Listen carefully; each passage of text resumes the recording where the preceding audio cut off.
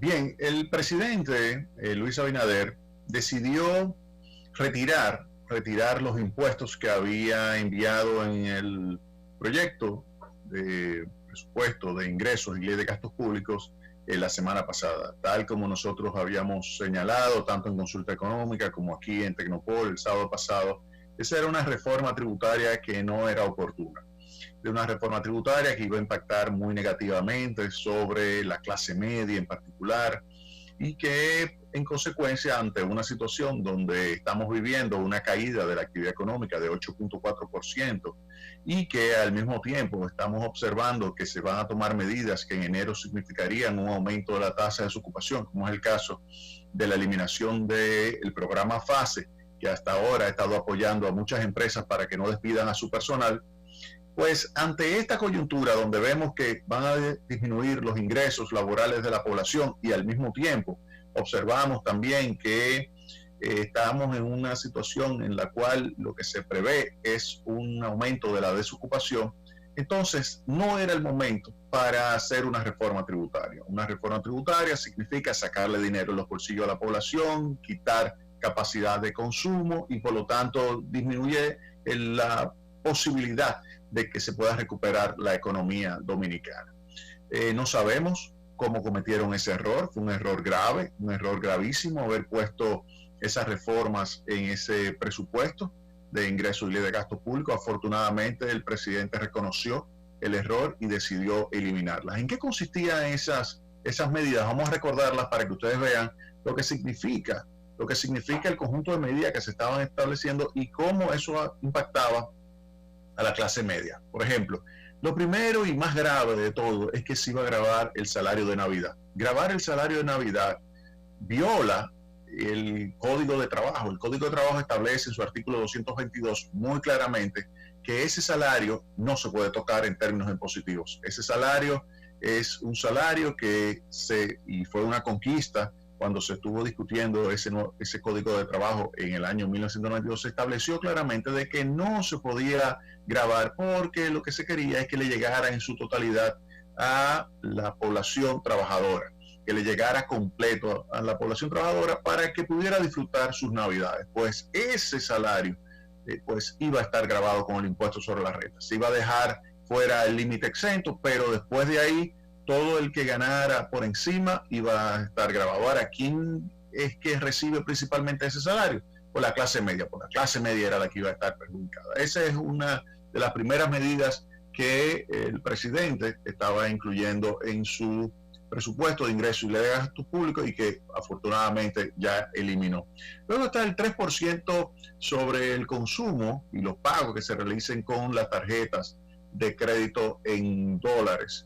Y también tarjetas de débito y transferencia. Es decir, vamos a suponer, usted viaja y hace algunos gastos en los Estados Unidos, en España, en Portugal, en Francia, en cualquier sitio, en Colombia, donde sea, en Panamá, en cualquier sitio donde usted vaya y usted pasa su tarjeta y obviamente le cobran en dólares.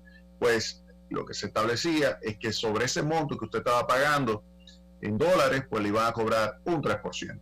También ahí vemos quién es que iba a pagar esto más. Usted me dice, los clases media y ricos. Sí, pero los ricos tienen la forma de eludir ese impuesto. ¿Por qué? Porque pueden sencillamente pues comunicarse con su banco en Nueva York, y este fue un ejemplo que yo puse la semana pasada. Se comunican con su banco en Nueva York y pueden conseguir que su banco le emita una tarjeta en dólares allí en Nueva York, y con esa tarjeta pueden hacerse los pagos y no van a participar de este gravamen que se quería establecer. De manera tal que lo que vemos es que quien iba a pagar este impuesto es la clase media. Entonces, ese era otro impuesto que afortunadamente ya se eliminó.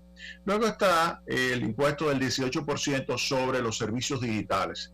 También, si uno toma cuánto es el gasto en servicios digitales de una familia de clase media versus los gastos en servicios digitales de una familia de clase alta, el porcentaje que se gasta en servicios digitales con relación al total de ingresos o total de gasto en general de consumo, pues es mucho mayor para la clase media que para los ricos. Por lo tanto, el grado de incidencia del impuesto va a ser mayor para los miembros de la clase media. Y esto perjudicaba entonces a un segmento de población muy vulnerable porque, como ya señalé, a partir de enero es probable que aumente la desocupación de la clase media.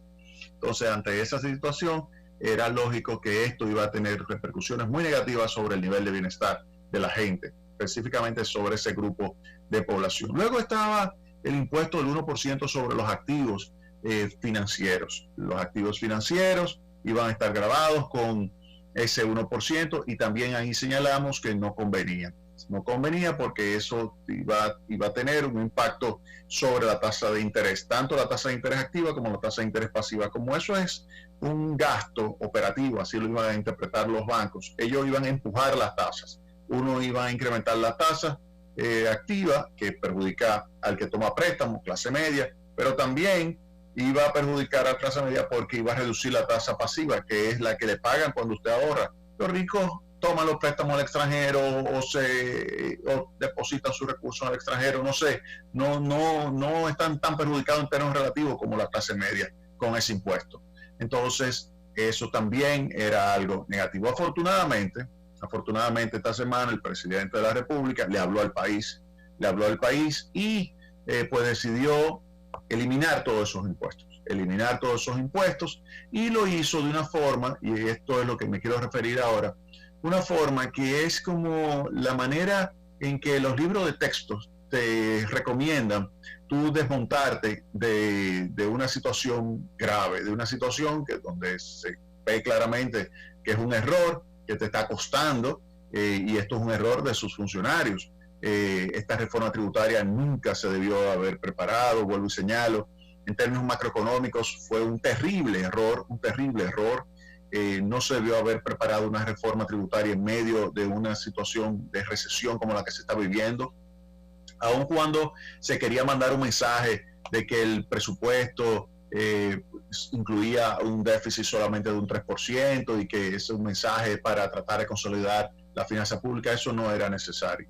Para el año que viene todavía los mercados de capitales están dispuestos a financiar el déficit, un déficit importante. Este año el déficit del sector público no financiero va a ser de 9.3% y se lo financiaron. Fíjense cómo la última colocación fueron 3.800 millones de dólares, un aporte significativo a lo que es ese déficit del 9.3%, y no hubo problema. Para el año que viene también no iba a haber problema si el gobierno presentaba un 5%, 6%. De hecho, el gobierno va a presentar, y ustedes lo verán, este 3% no va a ser realmente el déficit. El déficit va a estar alrededor del 5% o el 6% del Producto Interno Bruto para el año que viene. Pero era mejor hacerlo transparente y mandarle el mensaje a los agentes económicos internacionales de que, miren, el año que viene yo voy a reducir el déficit de 9.3 a 6% o 9.3 a 5%, pero decirle a 3% ya eso es mucho, y ahí los agentes económicos pensarán que mira, no, realmente esto no va a ser posible, así que me están diciendo algo que no es correcto. Y ustedes saben que a los agentes internacionales no les gusta que le hagan una revelación de información incorrecta, lo que se llama misreporting. No les gusta eso puede ser muy grave. Entonces, lo ideal es que el presidente en su momento y el gobierno en general, pues le hubiese dicho al país y a los mercados internacionales, los mercados de capital internacional, miren, en vez de ser 9.3 lo vamos a bajar, pero no a 3, lo vamos a bajar a 5, a 6, ya es un esfuerzo grande en medio de una coyuntura donde hay muchísima incertidumbre. Si la economía se recupera más, pues vamos a tener una mejor posición fiscal, pero si la economía no se recupera por el tema del COVID, óigame, usted no sabe lo que va a suceder aquí en enero, la situación se puede complicar muchísimo. Y entonces, ante esa coyuntura, las recaudaciones no es verdad que se van a alcanzar los niveles que se tienen previstos. Es probable que haya una reducción significativa de las recaudaciones, y ante esa situación, entonces, se pudiera tener un hecho que sea todavía más grave para las finanzas públicas. Es decir, que el déficit sea todavía mayor. Ante esto, pues entonces debemos señalar que lo ideal hubiese sido mandar el presupuesto lo más real posible. Un presupuesto con un déficit del 5%, 6%, pero no. Se mandó el 3%. Para mí, nuevamente, así como se quiso mandar con una reforma tributaria, que lo que va a dar es algo más de 21.000 millones de pesos, donde hay 8.000 que ya se sabe que eso es algo que ya viene de varios años y que es fácil cuantificar. Es decir, que la reforma tributaria lo que iba a dar es alrededor de 13.000 millones de pesos. por una reforma tributaria de 13 mil millones de pesos iba a arriesgar tanto el gobierno como de hecho se arriesgó para recibir toda esa crítica que recibió en los medios y donde también tuvimos que llamarle la atención punto por punto al gobierno para que al final la retirase. Yo creo que no valió la pena. No valió la pena, fue un error. Pienso que es la novatada. Siempre se paga un noviciado, siempre se paga una novatada por el hecho de que este es un equipo que no tiene experiencia, cuando usted ve el equipo económico, nos damos cuenta que obviamente dejando fuera al gobernador de Héctor Valdés, que es el jefe y es la persona con más experiencia, que viene desde los años 80 con acuerdos con el Fondo Monetario Internacional, los años 90 con acuerdos con el Fondo Monetario Internacional, con reforma tributaria, con procesos de estabilización, dejando fuera a Héctor Valdés, todo el resto del equipo es muy novato. Todo el resto del equipo es muy novato, es un equipo que debe ser suficientemente humilde para recibir las asesorías, las recomendaciones, porque si se ponen con el pechito abierto diciendo que ellos son los que saben, que ellos son los que conocen, si ellos son los que pueden dominar los temas, en realidad van a fracasar, como de hecho fracasaron. Y a un presidente usted no lo somete a una situación como esa que sometieron al presidente Abinader. No. Eso para mí fue un grave error, eso no debió haber sucedido. Al presidente Abinader nunca se le debió haber puesto sobre la mesa una reforma de esa naturaleza y si se cometió un error tan grave, o usted renuncia, porque esa es otra opción, o usted se hace responsable y dice claramente, mire, yo me equivoqué, y usted recoge lo que es el costo de ese error que se cometió. Pero el presidente tuvo que hacerlo él mismo. El presidente tuvo que salir a explicarle a la población que eso había sido un error y que lo estaba retirando en su totalidad. El presidente le dijo a la población esta semana que esa reforma tributaria había sido un error y que cometer errores es de humano. Y eso estuvo bien, cometer errores es de humanos, eso estuvo bien decirlo, porque es un reconocimiento de que se cometió un error y que rápidamente, al observar toda la crítica, pues se dio cuenta de que había que retirarlo. Había que retirar esa reforma tributaria porque no era conveniente. Entonces luego se pasa ya a lo que sería la solución de lo que serían estos recursos que habría que buscar para sustituir lo que se iban a conseguir con la reforma tributaria. Una reforma tributaria muy mal hecha. Y eso no me voy a cansar de decirlo. Muy mal hecha. Y por eso le digo que el equipo que la elaboró debe de rápidamente recibir asesoría. Ese equipo que la elaboró debe sentarse, debe ser lo suficientemente humilde como para decirle a los expertos que han trabajado con temas de reforma tributaria, vengan, siéntense, explíquenme cuál es el tipo de política que yo pudiera ejecutar, porque ya se mencionó que para el año que viene hay que definirla, y de eso voy a hablar con mucho detalle en este programa. Voy a hablar con mucho detalle de lo que el presidente presentó como el pacto fiscal, lo que significa eso en términos de la calificación crediticia, lo que significa eso en términos de lo que es la imagen que le vamos a vender a los mercados de capital. Mientras tanto, ahora se pagó un precio y no he visto ni al ministro de Hacienda ni al director de presupuesto haciendo un mea culpa con relación a este tema. Yo creo que debieron de haber hecho esto porque ellos fueron los responsables. Lo digo porque en algún momento vi una entrevista al ministro de Economía y el ministro de Economía rápidamente le sacó el cuerpo. Cuando le preguntaron sobre la reforma, dijo, no, pregúntele al ministro de Hacienda. O sea, que se ve claramente que el ministro de Economía no participó en esa reforma tributaria y debió haber participado porque el ministro de Economía es el responsable de verificar cuál es el impacto de la política fiscal sobre la pobreza y la desigualdad. Y entonces podía haber dicho, mira, esto grava fundamentalmente a la clase media. Esto grava fundamentalmente a ese segmento de población que obviamente le está recayendo todo, porque no recibe, en términos netos, no recibe una transferencia de recursos del sector público, sino que es un pagador neto de impuestos. La clase media, si usted hace el recuento de lo que sería los servicios de educación, los servicios de salud, los servicios de viviendas y todo lo que recibe, digamos, la población de parte del Estado, se da cuenta de que la clase media no recibe prácticamente nada de esos servicios porque sus hijos van a una escuela privada. sus hijos y ellos van a una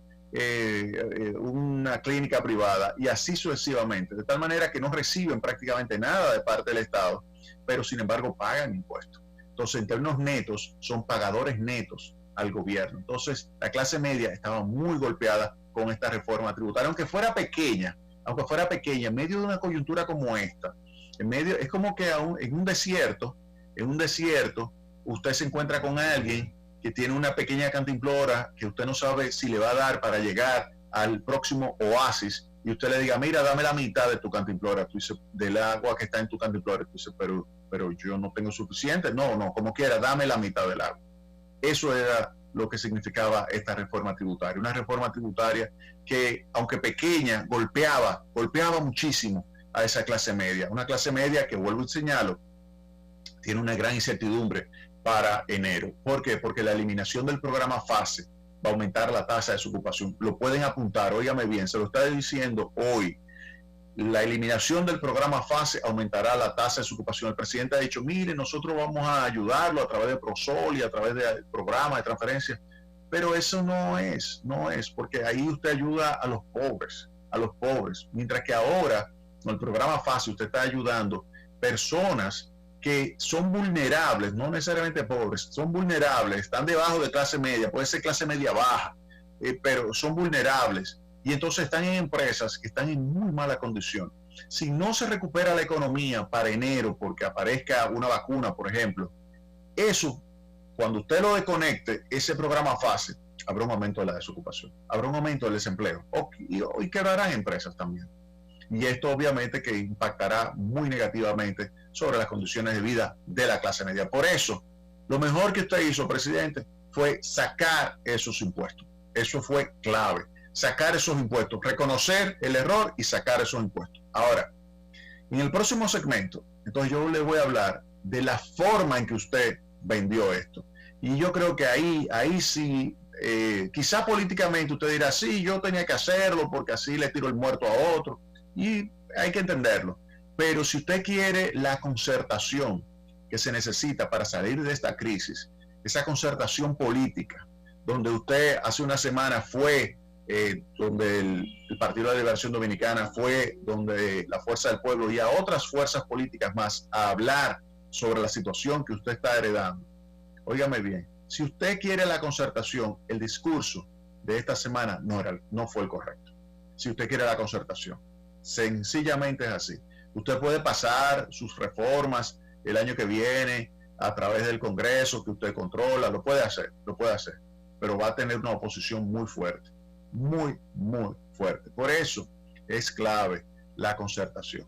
Usted habló del pacto fiscal, habló del pacto eléctrico, pero eso significa que hay que sentarse con los partidos, pero sentarse con los partidos obviamente que no podía pasar por algo como lo que ocurrió esta semana de un proceso de acusación directa al principal partido de oposición, que es el Partido de la Liberación Dominicana, que incluye también a la Fuerza del Pueblo, porque cuando usted ataca directamente al Partido de la Liberación Dominicana y habla del pasado del PLD, pues obviamente que usted lo que está es también incluyendo en ese paquete a la Fuerza del Pueblo. Entonces es una verdadera fuerza esas dos entidades políticas, el Partido de la Liberación Dominicana y la Fuerza del Pueblo. Pero vamos a hablar de ese tema en el próximo segmento. Vamos a la pausa.